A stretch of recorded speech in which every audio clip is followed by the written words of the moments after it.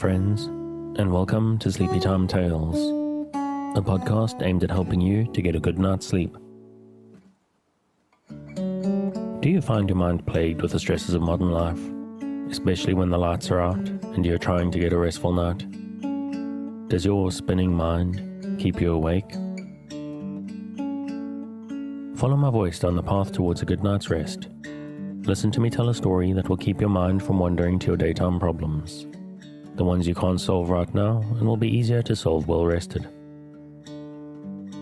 Listen to my voice and allow yourself to drift, following the twists and turns of the story, but slowly letting go and drifting into sleep. Before we get on with the show, I'd like to ask for a couple of minutes of your time. The show is brought to you, as always, with the direct financial support from listeners like you. Mostly on Patreon, but a good number of people throw a few dollars my way every month via Buy Me a Coffee or the PayPal tip jar on the website.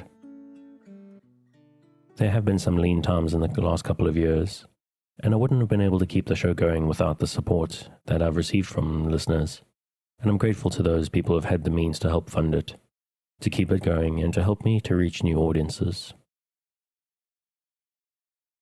So if you're making use of Sleepy Time Tales regularly to help you to deal with sleeplessness, and you have the urge to support the show, and most importantly, if you have the means, please check out patreon.com/sleepytimetales, or go to the link in the show notes or from the website to get access to those bonus episodes, as well as simply to keep the show going to those who need it.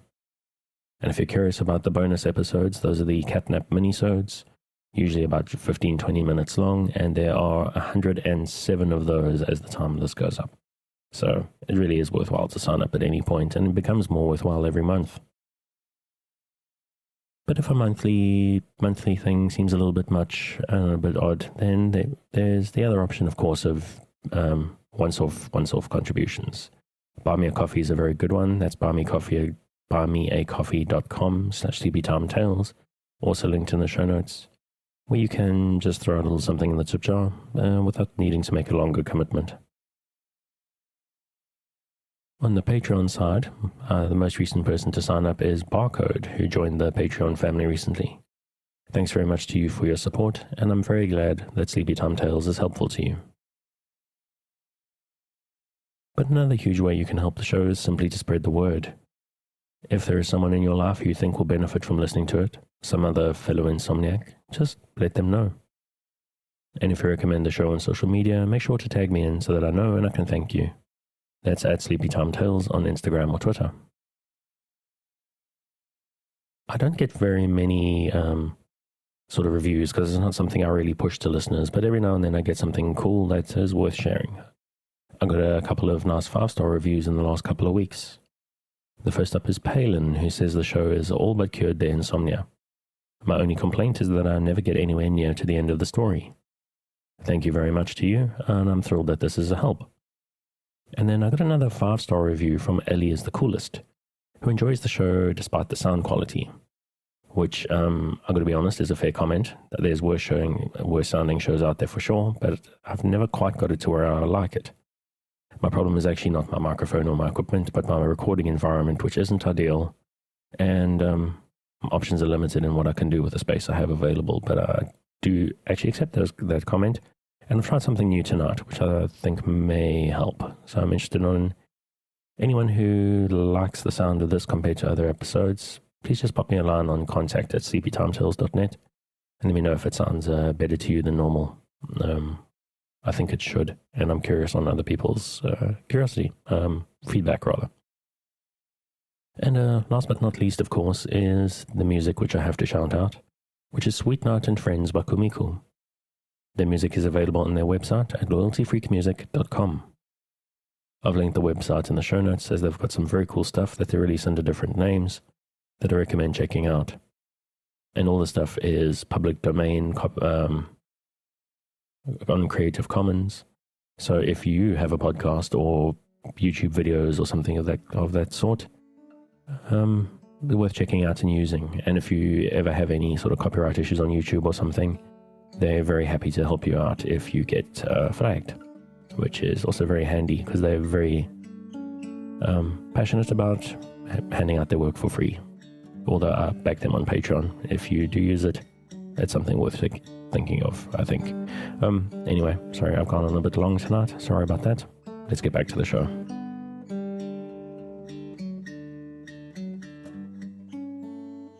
So what exactly is Sleepy Time Tales? What is it for? What is this strange thing, this podcast that you're supposed to fall asleep to? But lack of sleep is a health crisis in the 21st century, and this is a podcast that is intended to help those that it can to get a restful night. Do you find yourself lying awake at night, with your mind spinning and emotions in turmoil with anxieties of 21st century life? Do you wake up in the middle of the night and find yourself not quite able to doze back off at 3 a.m.? I'm here to help. My name is Dave, and I'm your narrator, here to help you into a restful night. Sleepy Time Tales is intended to be used as a distraction to what keeps you awake at night, or sometimes background noise, or even simply company. That's why I make these episodes quite long, so that I'm here for you, without any pressure of the end coming. As far as I know, there's a couple of different ways to engage with the show. For me, the reason I discovered sleep podcasts and the reason I started Sleepy Time Tales is I need something to focus on. A story or an event that lets me keep my mind on a specific point, to stop it from spinning out into stress and anxieties, to focus just enough not to resist the embrace of a night's sleep when it comes for me. But maybe it's something a little bit different. Some people just need some kind of background noise. Some need white noise, or the sound of the rain, or the ocean, or the wind in the trees, or some boring dude telling you a story. But however you're engaging with the show and however it works for you, the important thing is that you don't try to force the sleep. Just keep a light mental grip on the thread of the tail and allow the need for sleep to come for you. Now obviously if all goes well, I'm hoping that you're asleep before I get to the end of the episode. But it's important that you don't feel pressurized. This may not work on the first night. Maybe it will take a few nights for you to get used to listening to my voice. Maybe my accent is strange to you. Maybe one episode just isn't long enough. Or maybe your problem isn't so much going to sleep. Maybe your problem is waking up in the middle of the night. What I recommend, because it's what it works for me, is to let the podcast run all night. With what I listen to, I download enough to play through a whole night, and I put them all in a playlist. And then when I go to sleep, starts, and then when I wake up at 3 a.m. or 4 a.m., the stream is still running, and I can pop my earbuds back in and allow myself to go straight back to sleep again. Same thing works if you wake up before your alarm, 30 minutes or 60 minutes, just do the same thing. Pop your earbuds back in, go back to sleep, and you may wonder, what really is the point of that? How does it help to go to sleep with 30 minutes or 60 minutes before your alarm? And I got to tell you, I've had people thank me for this suggestion because there's something so deeply satisfying about that. Allowing yourself complete relaxation right before the alarm, that's just satisfying on a whole new level. But it is very important that you try to relax. If you're new to the show and prone to late nights lying staring at the ceiling, this may seem strange to you. So give it a chance. Because I'm here to work with you. To create a safe space. A cocoon in which you can curl up and allow nature to take its course. So if you're still with me, thank you for staying. If you're already asleep, we'll chat again soon. And of course, you aren't hearing me, except maybe in a dream.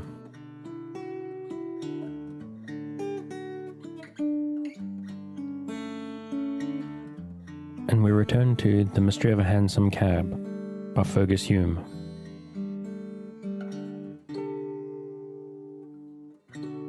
Now then, she said, letting her mouth fly open so rapidly that it gave one the impression that it was moved by strings like a marionette. Who are you? What are you? And what do you want? The stranger put his red silk handkerchief into his hat, placed it on the table, and answered deliberately. My name is Mr. Gorby. I am a detective. I want Mr. Oliver White. He ain't here, said Mrs. Hableton, thinking that White had got into trouble and was in danger of arrest. I know that, answered Mr. Gorby.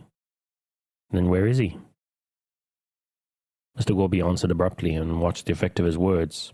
He is dead. Mrs. Hableton grew pale and pushed back in her chair. No, she cried. He never killed him, did he? Who never killed him? Queried Mr. Gorby sharply. Mrs. Hableton evidently knew more than she intended to say. For recovering herself with a violent effort, she answered evasively, He never killed himself. Mr. Gorby looked at her keenly, and she returned his gaze with a defiant stare. Clever, muttered the detective to himself. Knows something more than she chooses to tell, but I'll get it out of her. He paused a moment and then went on smoothly. Oh no, he did not commit suicide. What makes you think so? Mrs. Hableton did not answer, but rising from her seat, went over to a hard and shiny-looking sideboard from whence she took a bottle of brandy and a small wine-glass. Half filling the glass, she drank it off and returned to her seat. I don't take much of that stuff, she said, seeing the detective's eyes fixed curiously on her. But you have given me such a turn that I must take something to steady my nerves. What do you want me to do? Tell me all you know, said Mr. Gorby, keeping his eyes fixed on her face. Where was Mr. White killed, she asked. He was murdered in a hansom cab on the St. Kilda road. In the open street, she asked in a startled tone. Yes, in the open street. Ah. She drew a long breath and closed her lips firmly. Mr. Gorby said nothing. He saw that she was deliberating whether or not to speak, and a word from him might seal her lips. So, like a wise man, he kept silent. He obtained his reward sooner than he expected. Mr. Gorby, she said at length, I've had a hard struggle all my life, which had come along of a bad husband who was a brute and a drunkard. So God knows I ain't got much inducement to think well of the lot of you. But murder? She shivered slightly, though the room was quite warm. I didn't think of that. In connection with whom? Mr. White, of course, she answered hurriedly. And who else? I don't know. Then there is nobody else? Well, I don't know, I'm not sure. The detective was puzzled. What do you mean? He asked. I will tell you all I know, said Mrs. Hableton, and if he's innocent, God will help him. If who is innocent? I'll tell you everything from the start, said Mrs. Hableton, and you can judge for yourself. Mr. Gorby assented, and she began. It's only 2 months ago since I decided to take in lodgers, but Sharon's hard work and so much trying for the eyes. So being a lone woman, having been badly treated by a brute who is now dead, which I was always a good wife to him, I thought lodgers had helped me a little. So I put a notice in the paper, and Mr. Oliver White took the rooms 2 months ago. What was he like? Not very tall. Dark face. No whiskers or moustache, and quite the gentleman. Anything peculiar about him? Mrs. Hableton thought for a moment. Well, she said at length, he had a mole on his left temple, but it was covered with his hair. A few people would have seen it. The very man, said Gorby to himself. I'm on the right path. Mr. White said he'd just come from England, went on the woman. Which, thought Mr. Gorby, accounts for the corpse not being recognized by friends. He took the rooms and he said he'd stay with me for 6 months, and paid a week's rent in advance. And he always paid up regular like a respectable man, though I don't believe in him myself. He said he'd lots of friends and used to go out every night. Who were his friends? That I can't tell you, for you were very close, and when he went out of doors I never knowed where he went, which is just like him, for they says they're going to work and you finds him in the beer shop. Mr. White told me he was going to marry an heiress, he was. Ah, interjected Mr. Gorby sapiently. He had only one friend as I ever saw, a Mr. Morland, who come dear with him, and was always with him, brother-like. What is this Mr. Morland like? Good-looking enough, says Mrs. Hableton sourly, but his habits weren't as good as his face. Handsome is as handsome does, is what I says. I wonder if he knows anything about this affair, thought Corby to himself. Where is Mr. Morland to be found, he asked. Not knowing can't tell, retorted the landlady. He used to be a regular, but I ain't seen him for over a week. Strange. Very, said Corby, shaking his head. I should like to see this Mr. Morland. I suppose it's probable he'll call again. A bit being second nature, I suppose he will, answered the woman. He might call at any time. Mostly haven't called a night. Ah. Then I'll come down this evening on chance of seeing him, replied the detective. Coincidences happen in real life as well as in novels, and the gentleman in question may turn up in the nick of time. Now, what else about Mr. White? About 2 weeks ago, or 3, I'm not certain which, a gentleman called to see Mr. White. He was very tall and wore a light coat. Ah, a morning coat? No, he was in evening dress and wore a light coat over it and a soft hat. The very man, said the detective below his breath. Go on. He went into Mr. White's room and shut the door. I don't know how long they were talking together, but I was sitting in this very room and heard their voices get angry, and they were swearing at another, which is the way with men, the brutes. I got up and went into the passage in order to ask him not to make such a noise, when Mr. White's door opens, and the gentleman in the light coat comes out and bangs along to the door.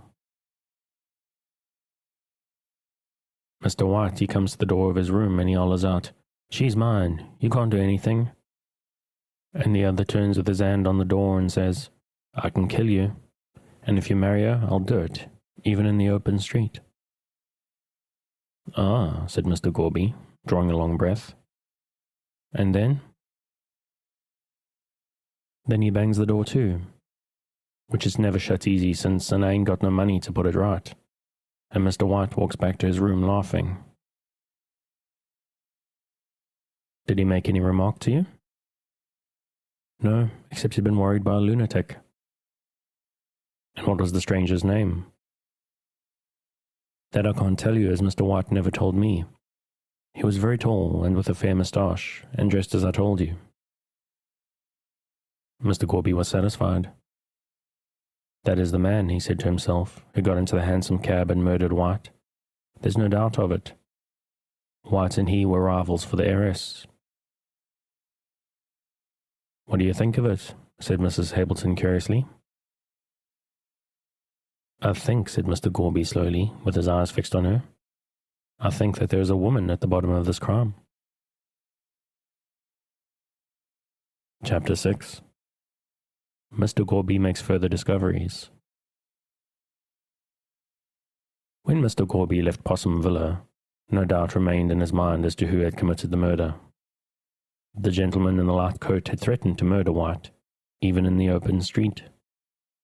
These last words being especially significant, and there was no doubt that he had carried out his threat. The committal of the crime was merely the fulfillment of the words uttered in anger. What the detective had now to do was to find who the gentleman in the light coat was, where he lived, and that done, to ascertain his doings on the night of the murder. Mrs. Hableton had described him, but was ignorant of his name, and her very vague description might apply to dozens of young men in Melbourne. There was only one person who, in Mr. Corby's opinion, could tell the name of the gentleman in the light coat, and that was Morland, the intimate friend of the dead man. They appeared, from the lady's description, to have been so friendly that it was more than likely White would have told Morland about his angry visitor. Besides, Morland's knowledge of his dead friend's life and habits might be able to supply information on 2 points, namely, who was most likely to gain by White's death, and who the heiress was that the deceased boasted he would marry. But the fact that Morland should be ignorant of his friend's tragic death notwithstanding, the papers were full of it, and that the reward gave an excellent description of his personal appearance, greatly puzzled Corby. The only way in which to account for Morland's extraordinary silence was that he was out of town, and had neither seen the papers nor heard anyone talking about the murder. If this were the case, he might either stay away for an indefinite time or return after a few days. At all events, it was worthwhile going down to St. Kilda in the evening, on the chance that Morland might have returned to town, and would call to see his friend. So after his tea, Mr. Corby put on his hat, and went down to Possum Villa, on what he could not help acknowledging to himself was a very slender possibility. Mrs. Hableton opened the door for him, and in silence led the way. Not into her own sitting room, but into a more luxuriously furnished apartment, which Corby guessed at once was that of White's. He looked keenly round the room, and his estimate of the dead man's character was formed at once. Fast, he said to himself, and a spendthrift. A man who would have his friends, and possibly his enemies, among a very shady lot of people. What led Mr. Corby to this belief was the evidence which surrounded him of White's mode of life. The room was well furnished, the furniture being covered in dark red velvet, while the curtains on the windows and the carpet were all of the same somewhat sombre hue. "I did the thing properly," observed Mrs. Hableton, with a satisfactory smile on her hard face. "When you want young men to stop with you, the rooms must be well furnished. And Mr. White paid well, though he was rather particular about his food, which I'm only a plain cook and can't make them French things which spile the stomach." The globes of the gas lamps were of a pale pink colour, and Mrs. Hableton having lit the gas in expectation of Mr. Corby's arrival, there was a soft roseate hue throughout the room. Mr. Corby put his hands in his capacious pockets, and strolled leisurely through the room, examining everything with a curious eye. The walls were covered with pictures of celebrated horses and famous jockeys. Alternating with these were photographs of ladies of the stage, mostly London actresses, Nellie Farron, Kate Vaughan, and other burlesque stars, evidently being the objects of the late Mr. White's adoration. Over the mantelpiece hung a rack of pipes, above which were two crossed foils, and under these a number of plush frames of all colours, with pretty faces smiling out of them.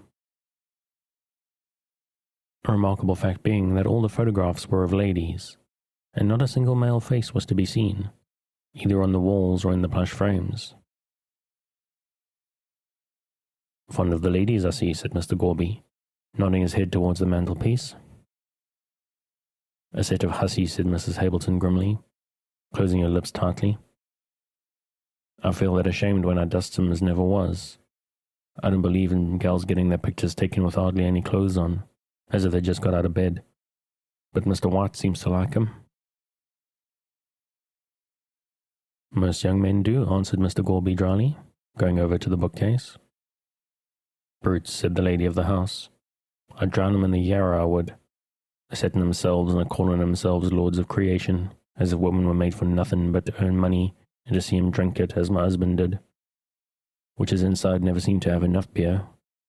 And me, a poor lone woman with no family, thank God, or they'd have taken after their father and his drinking habits." Mr. Corby took no notice of this tirade against men, but stood looking at Mr. White's library, which seemed to consist mostly of French novels and sporting newspapers. "Zola," said Mr. Corby thoughtfully, taking down a flimsy yellow book rather tattered. "I've heard of him. If his novels are as bad as reputation, I shouldn't care to read them." Here a knock came at the front door, loud and decisive. On hearing it, Mrs. Hableton sprang hastily to her feet. "That may be Mr. Morland," she said, as the detective quickly replaced Zola in the bookcase. "I'd never have visitors in the evening, being a lone widow, and if it is him, I'll bring him in here." She went out, and presently Gorby, who was listening intently, heard a man's voice ask if Mr. White was home. "No, sir, he ain't," answered the landlady. "But there's a gentleman in his room asking after him. Won't you come in, sir?" "For a rest, yes," returned the visitor, and immediately afterwards Mrs. Hableton appeared, ushering in the late Oliver White's most intimate friend. He was a tall, slender man, with a pink and white complexion, curly fair hair, and a drooping straw-coloured moustache. Altogether a strikingly aristocratic individual. He was well dressed in a suit of check and had a cool, nonchalant air about him. "And where is Mr. White tonight?" he asked, sinking into a chair and taking no more notice of the detective than if he had been an article of furniture. "Haven't you seen him lately?" asked the detective quickly. Mr. Moreland stared in an insolent manner at his questioner for a few moments, as if he were debating the advisability of answering or not. At last he apparently decided that he would, for slowly pulling off one glove he leaned back in his chair. "No, I have not," he said with a yawn. "I have been up the country for a few days and arrived back only this evening, so I have not seen him for over a week." The detective did not answer, but stood looking at the young man before him in a thoughtful manner.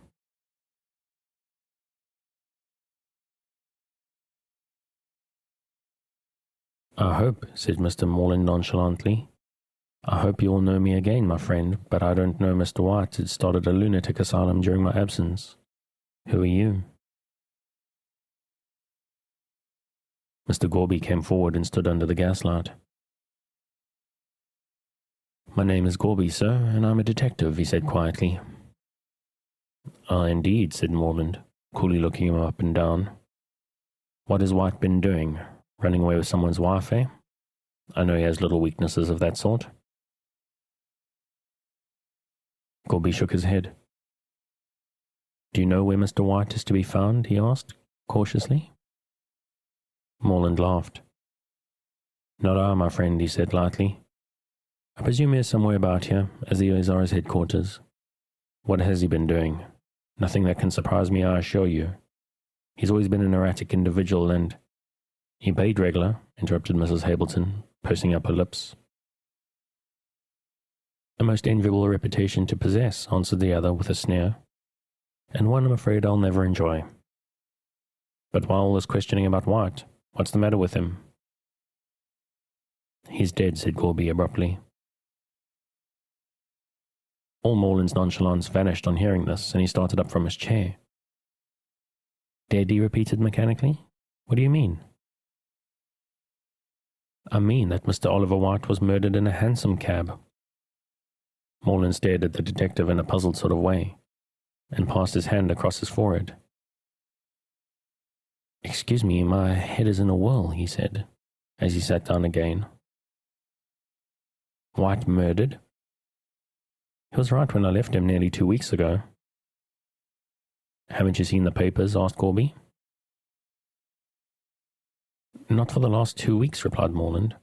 "I've been up country, and it was only on arriving back in town tonight that I heard about the murder at all, as my landlady gave me a gobbled account of it. But I never for a moment connected it with Mr. White, and I came down here to see him as I had agreed to do when I left." "Poor fellow, poor fellow, poor fellow," and much overcome he buried his face in his hands. Mr. Gorby was touched by this evident distress, and even Mrs. Hableton permitted a small tear to roll down one hard cheek as a tribute of sorrow and sympathy. Presently Moreland raised his head and spoke to Gorby in a husky tone. "Tell me all about it," he said, leaning his cheek on his hand. "Everything you must know." He placed his elbows on the table and buried his face in his hands again, while the detective sat down and related all that he knew about White's murder. When it was done, he lifted up his head and looked sadly at the detective. "If I had been in town," he said, "this would not have happened, for I was always beside White, You knew him very well, sir? Asked the detective, in a sympathetic tone. We were like brothers, replied Morland mournfully. I came out from England in the same steamer with him, and used to visit him constantly here. Mrs. Hableton nodded her head to imply that such was the case. In fact, said Mr. Morland, after a moment's thought, I believe I was with him on the night he was murdered. Mrs. Hableton gave a slight scream and threw her apron over her face. But the detective sat unmoved, though Morland's last remark had startled him considerably. What's the matter? Said Morland, turning to Mrs. Hableton. Don't be afraid, I didn't kill him. No, but I met him last Thursday week and left for the country on Friday morning at 6:30. And what time did you meet White on Thursday night? Asked Corby. Let me see, said Morland, crossing his legs and looking thoughtfully up to the ceiling. It was about 9:30. I was in the Orient Hotel in Burke Street.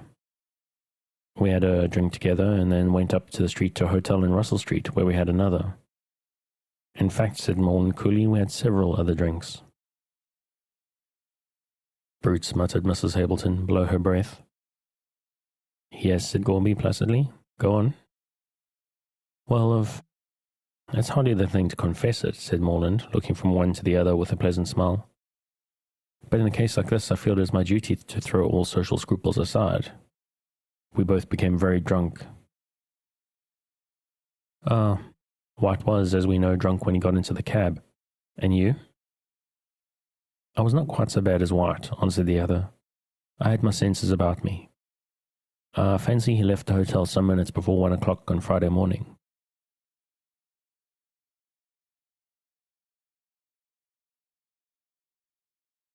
And what did you do? I remained in the hotel. He left his overcoat behind him, and I picked it up and followed him shortly afterwards to return it.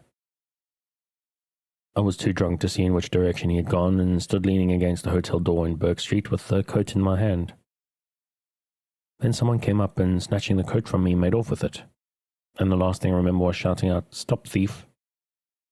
Then I must have fallen down, for next morning I was in bed with all my clothes on, and they were very muddy. I got up and left town for the country by the 6:30 train, so knew nothing about the matter till I came back to Melbourne tonight. That's all I know. And you had no impression that White was watched that night? No, I had not, answered Morland frankly. He was in pretty good spirits, though he was put out at first. What was the cause of his being put out? Morland arose and, going to a side table, brought White's album, which he laid on the table and opened in silence. The contents were very much the same as the photographs in the room, burlesque actresses and ladies of the ballet predominating. But Mr. Morland turned over the pages till nearly the end, when he stopped at a large cabinet photograph and pushed the album towards Mr. Corby. That was the cause, he said. It was the portrait of a charmingly pretty girl, dressed in white, with a sailor hat on her fair hair, and holding a lawn tennis racket. She was bending half forward with a winning smile, and in the background bloomed a mass of tropical plants. Mrs. Hableton uttered a cry of surprise at seeing this. Why, it's Miss Frettlby, she said. How did he know her? Knew her father. Letter of introduction and all that sort of thing, said Mr. Morland glibly. Ah, indeed, said Mr. Corby slowly. So Mr. White knew Mark Frettlby, the millionaire, but how did he obtain a photograph of the daughter? She gave it to him, said Morland. The fact is, White was very much in love with Miss Frettlby. And she was in love with someone else, finished Morland. Exactly, yes. She loved a Mr. Brian Fitzgerald, to whom she is now engaged. He was mad on her, and White and he used to quarrel desperately over the young lady. Indeed, said Mr. Corby. And you know this Mr. Fitzgerald? Oh dear, no, answered the other coolly. White's friends were not mine. He was a rich young man who had good introductions. I'm only a poor devil on the outskirts of society, trying to push my way in the world. You're acquainted with his personal appearance, of course, observed Mr. Gorby. Oh yes, I can describe that, said Morland. In fact, he's not at all unlike me, which I take to be rather a compliment, as he is said to be good-looking. He is tall, rather fair, talks in a bored sort of manner, and is altogether what one would call a heavy swell. But you must have seen him, he went on, turning to Mrs. Hableton. He was here 3 or 4 weeks ago, White told me. Oh, that was Mr. Fitzgerald, was it? Said Mrs. Hableton in surprise. Yes, he is rather like you. The lady that crawled over must have been Miss Frettlby. Very likely, said Morland, rising. Well, I'm off. Here's my address, putting a card in Gorby's hand. I'm glad to be of any use to you in this matter, as White was my dearest friend, and I'll do all in my power to help you find the murderer. I don't think that's a very difficult matter, said Mr. Gorby slowly.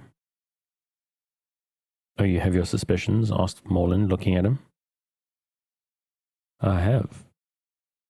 Then who do you think murdered White?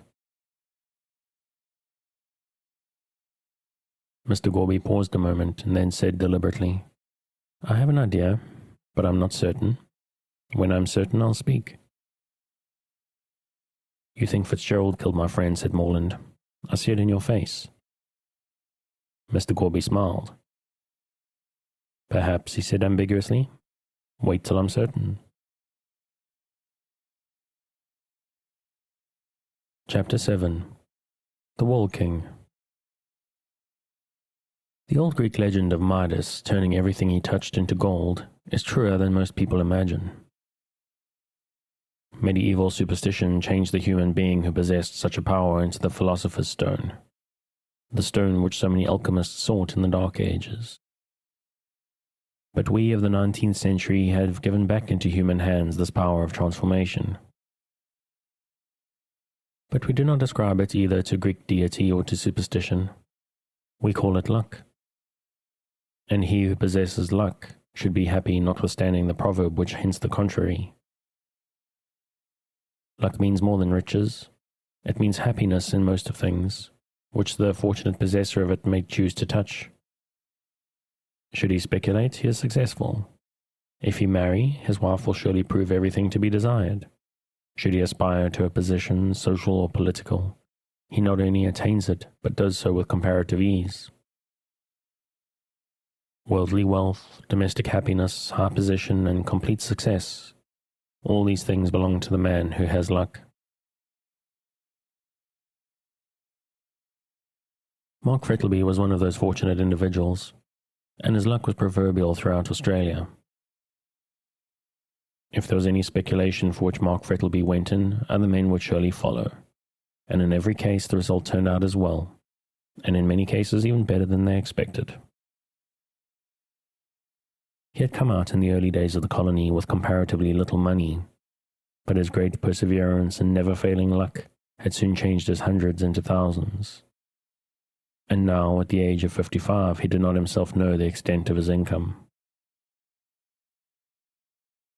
He had large stations scattered all over the colony of Victoria, which brought him a splendid income. A charming country house, where at certain seasons of the year he dispensed hospitality to his friends.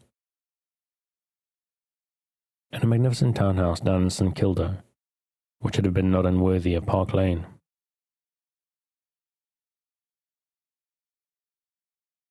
Nor were his domestic relations less happy.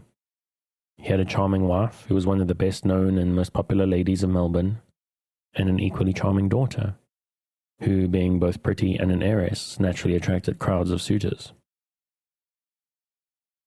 But Madge Frettlby was capricious, and refused innumerable offers.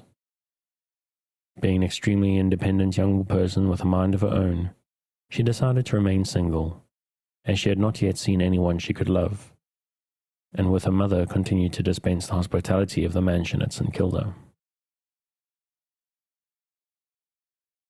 But the fairy prince comes at length to every woman, and in this instance he came at his appointed time, in the person of one Brian Fitzgerald, a tall, handsome, fair-haired young man hailing from Ireland. He had left behind him in the old country a ruined castle, and a few acres of barren land, inhabited by discontented tenants who refused to pay the rent, and talked darkly about the land league and other agreeable things. Under these circumstances, and with no rent coming in, and no prospect of doing anything in the future, Brian had left the castle of his forefathers to the rats and the family banshee, and had come out to Australia to make his fortune. He brought letters of introduction to Mark Frettlby, and that gentleman, taking a fancy to him, assisted him by every means in his power.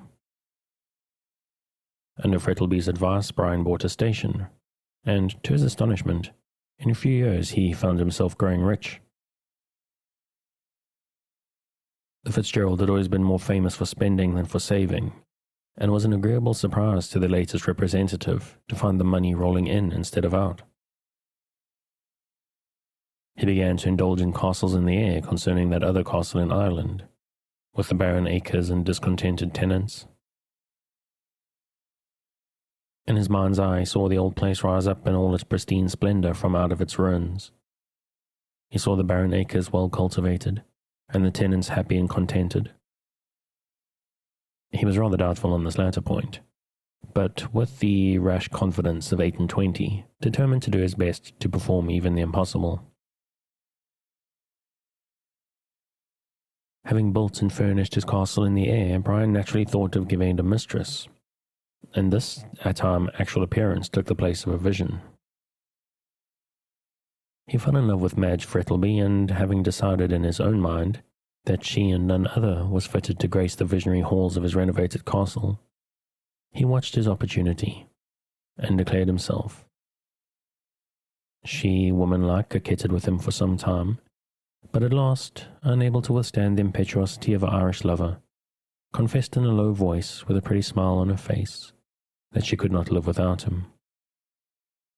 Whereupon, well, lovers being of a conservative turn of mind and accustomed to observe the traditional forms of wooing, the result can easily be guessed. Brian hunted all over the jewellers' shops in Melbourne, with lover-like assiduity, and having obtained a ring wherein were set turquoise stones as blue as his own eyes, he placed it on her slender finger, and at last felt that his engagement was accomplished fact.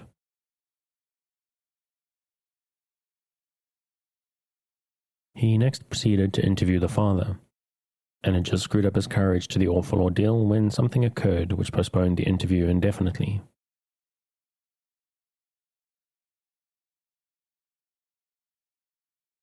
Mrs. Frettlby was out driving, and the horses took fright and bolted.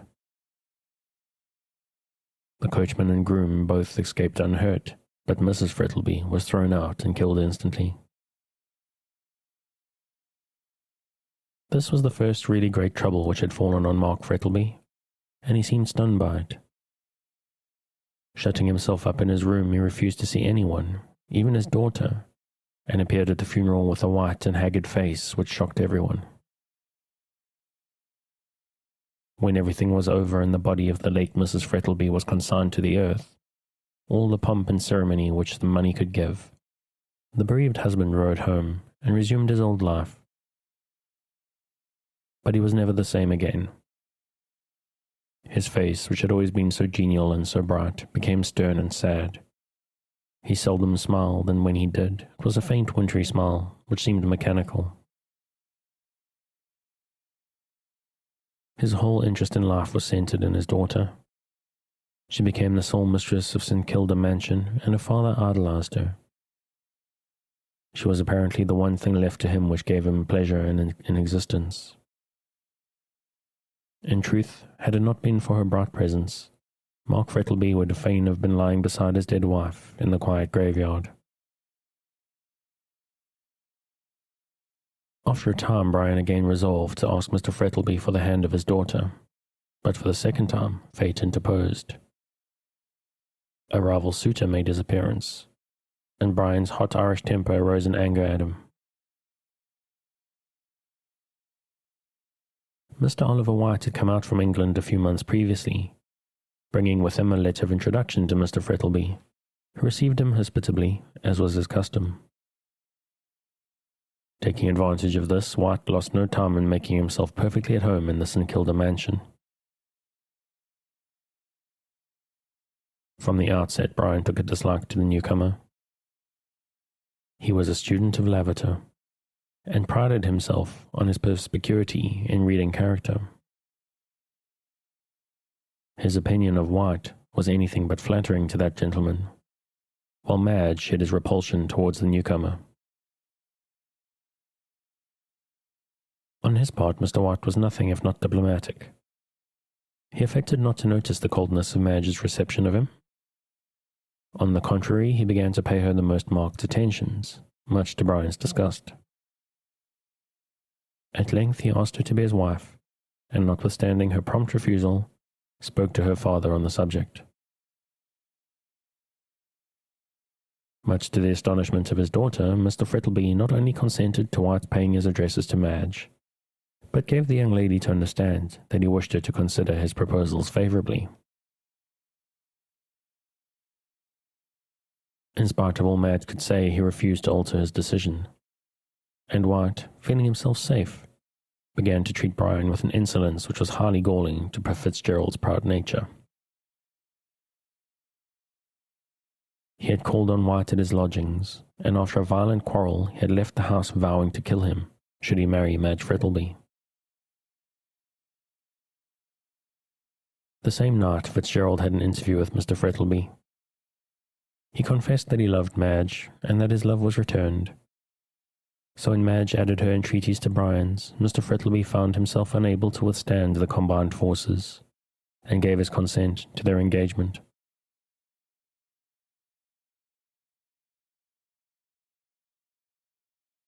White was absent in the country for a few days after his stormy interview with Brian, and it was only on his return that he learned that Madge was engaged to his rival. He saw Mr. Frettlby, and having learned from his own lips that such was the case, he left the house at once, and swore that he would never enter it again. He little knew how prophetic were his words, for in that same night he met his death in the hansom cab. He had passed out of the life of both the lovers, and they, glad that he troubled them no more, never suspected for a moment that the body of the unknown man found in Royston's cab was that of Oliver White.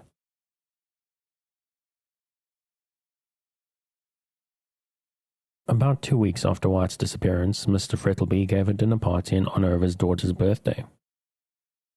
It was a delightful evening, and the wide French windows which led out onto the veranda were open, letting in a gentle breeze from the ocean.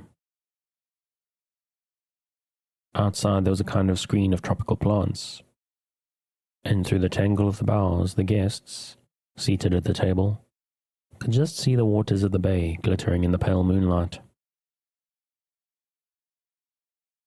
Brian was seated opposite to Madge, and every now and then he caught a glimpse of her bright face from behind the fruit and flowers, which stood in the centre of the table.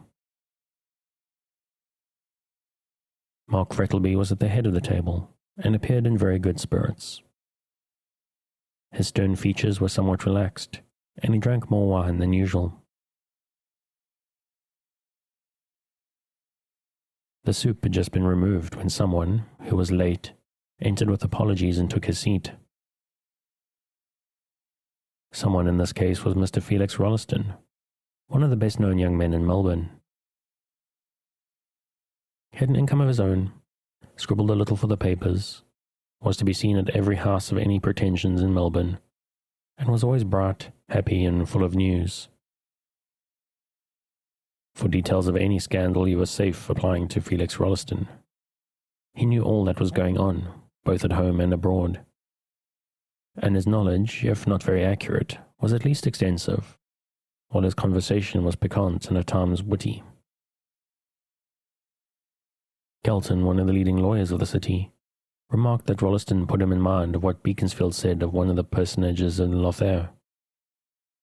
He wasn't an intellectual Croesus, but his pockets were always full of sixpences.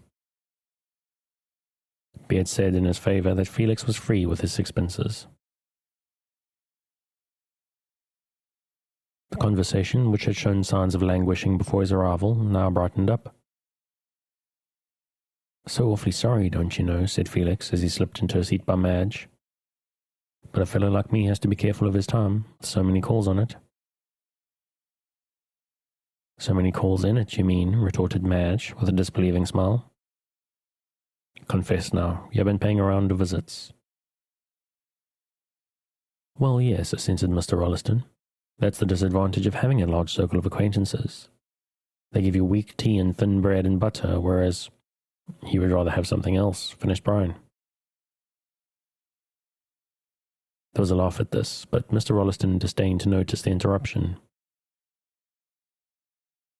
The only advantage of 5 o'clock tea, he went on, is that it brings people together, and one hears what's going on. Ah, yes, Rolliston, said Mr. Frettlby, who was looking at him with an amused smile. What news have you? Good news, bad news, such news as you've never heard of, quoted Rolliston gravely. Yes, I have a bit of news. Haven't you heard it? Rolliston felt he held sensation in his hands. There was nothing he liked better. Well, do you know, he said, gravely fixing his eyeglass. They found out the name of the fellow who was murdered in the hansom cab. Never, cried everyone eagerly. Yes, went on Rolliston, and what's more, you all know him. It's never White, said Brian, in a horrified tone. Hang it, how did you know, said Rolliston, rather annoyed at being forestalled. Why, I just heard it at the St. Kilda station. Oh, easily enough, said Brian, rather confused. I used to meet White constantly, and as I've not seen him for the last 2 weeks, I thought he might be the victim. How did they find out? Asked Mr. Frettlby, idly toying with his wine-glass. Oh, one of those detective fellows, you know, answered Felix. They know everything. I'm sorry to hear it, said Frettlby, referring to the fact that White was murdered. He had a letter of introduction to me and seemed a clever, pushing young fellow. A confounded cad, muttered Felix under his breath, and Brian, who overheard him, seemed inclined to assent. For the rest of the meal nothing was talked about but the murder, and the mystery in which it was shrouded. When the ladies retired, they chatted about it in the drawing-room, but finally dropped it for more agreeable subjects. The men, however, when the cloth was removed, filled their glasses and continued the discussion with unabashed vigour. Brian alone did not take part in the conversation. He sat moodily staring at his untasted wine, wrapped in a brown study. What I can't make out, observed Rolliston, who was amusing himself with cracking nuts, is why they did not find out who he was before. That's not hard to answer, said Frettlby, filling his glass. He was comparatively little known here, as he had been out from England such a short time, and I fancy that this was the only house at which he visited. And look here, Rolliston, said Colton, who was sitting near him. If you were to find a man dead in a hansom cab, dressed in evening clothes, which 9 men out of 10 are in the habit of wearing in the evening, no cards in his pockets and no name on his linen, I rather think you would find it hard to discover who he was. I consider it reflects great credit on the police for finding out so quickly. Puts one in mind of the Leavenworth case and all that sort of thing, said Felix, whose reading was of the lightest description. Awfully exciting, like putting a Chinese puzzle together. Gad, I wouldn't mind being a detective myself. I'm afraid if that were the case, said Mr. Frettlby, with an amused smile, criminals would be pretty safe. Oh, I don't know so much about that, answered Felix shrewdly. Some fellows are like truffle at a party, froth on top, but something better underneath. What a greedy smile, said Colton, sipping his wine. But I'm afraid the police will have a more difficult task in discovering the man who committed the crime. In my opinion, he's a deuced clever fellow. Then you don't think he will be discovered? Asked Brian, rousing himself out of his brown study. Well, I don't go as far as that, rejoined Colton, but he certainly left no trace behind him. And even an American Indian, in whom the instinct for tracking is so highly developed, Need some sort of trail to enable him to find his enemies. Depend on it, went on Colton, warming to his subject. The man who murdered White is no ordinary criminal. The place he chose for the committal of the crime was such a safe one. Do you think so? Said Rolliston. Why, I should think that a hansom cab in a public street would be very unsafe. It is that very fact that makes it safer, replied Mr. Colton, epigrammatically. You read De Quincey's account of the Marr murders in London, and you will see that the more public the place, the less risk there is of detection. There is nothing about the gentleman in the light coat who murdered White to excite Royston's suspicions. He entered the cab with White. No noise or anything likely to attract attention was heard, and then he alighted. Naturally enough, Royston drove to St. Kilda and never suspected White was dead till he looked inside and touched him. As to the man in the light coat, he doesn't live in Powlett Street. No, nor in Eastern Melbourne either. Why not? Asked Frettleby. Because he wouldn't have been such a fool as to leave a trail to his own door. He did what the fox often does. He doubled. My opinion is that he went either through East Melbourne to Fitzroy, or he walked back through Fitzroy Gardens into town. There was no one about at that time in the morning, and he could return to his lodgings, hotel, or wherever he is staying with impunity. Of course, this is a theory that may be wrong, but from what insight into human nature my profession has given me, I think that my idea is a correct one. All present agreed with Mr. Colson's idea, as it really did seem the most natural thing that could be done by a man desirous of escaping detection. Tell you what, said Felix to Brian, as they were on their way out to the drawing room. If the fellow that committed the crime is found out, by gad, he ought to get Colton to defend him. And with that, I'm going to call it a night.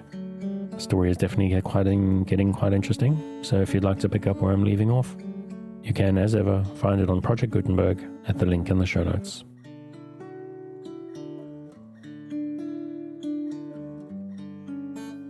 Thanks again for joining me on this episode of Sleepy Time Tales. The podcast designed around the bedtime story to help you to get a restful night. New episodes are released every Sunday night to give you something fresh to help you rest in a new week. But make sure to subscribe in whatever service you use so that you get your new episodes whenever they come out. A reminder that the music for tonight is Sweet Night and Friends by Kumiku. Check out more of their work on their website, which you'll find linked in the show notes. Good night, and sweet dreams.